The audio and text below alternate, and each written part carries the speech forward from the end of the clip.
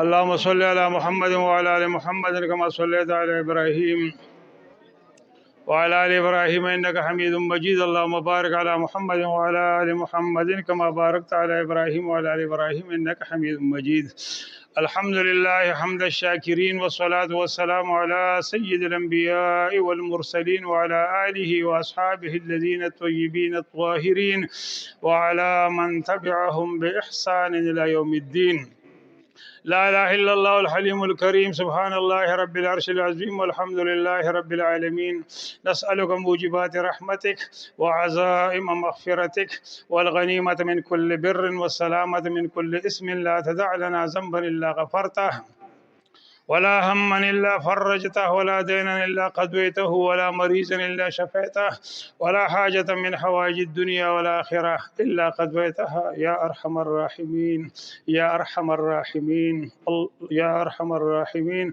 اللهم لا تسلط علينا من لا يرحمنا.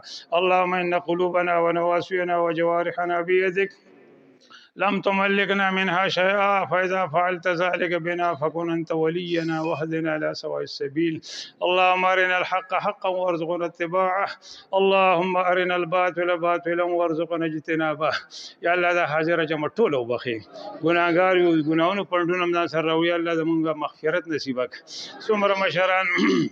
څومره مشران وفات شي، الله ټول ته بخنه وکړه. څومره مریضان دي پروردگار ټول له صحت کامله عاجله مستقله مستمره نصیب کړه. یا الله دې ماشومان او بچو چې قرآن ختم چا په ناظره وکړو، چا په حفظ وکړو، دار دې د پاره د پلار او مور د پاره د ټول خاندان د پاره د ټول علاقې د پاره د استادانو د پاره د مراغلو حاضر مسلمانانو ورونو د پاره سبب د خیر او د عافیت او د برکت وګرځوه. خاتمه زموږ د ټولو ملګرو خدای په خیر کې. یا الله د دنیا او د آخرت د حیا د عزت زندگی خدای په شریک نصیب کړه. د دنیا او د آخرت د بی عزت د بی حرمت زندگی یا الله موږ د ټول مسلمانان بچ کړه. یا الله د حاضر مسلمانان چې راجم شوي دي د ټول مسلمانانو چې څومره شرعي حاجتونه د خدای د خپل غیبي خزانونه پوره کړه. پروردگار د مدرسه را او د ناوګي مدرسه را ناوګي ټول خلک خاص تعلیم یافته خمالدار ترين انسانان دي. پروردگار د دې چت ته پاسه د بره چت اسمان ته خله وزنی ولې د لنټر غواړي. پروردگار دې خلکو له پړه کې د خیر خبري واچو دیلا د دې مدرسې د لنټر او چې څومره ضرورت لري خپل غیبي خزانونه ولا پوره کا.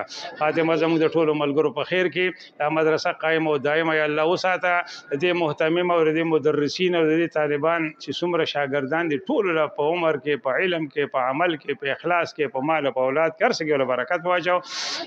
سبحان الله وبحمده سبحانك اللهم وبحمدك أشهد أن لا إله إلا أنت أستغفرك وأتوب إليك.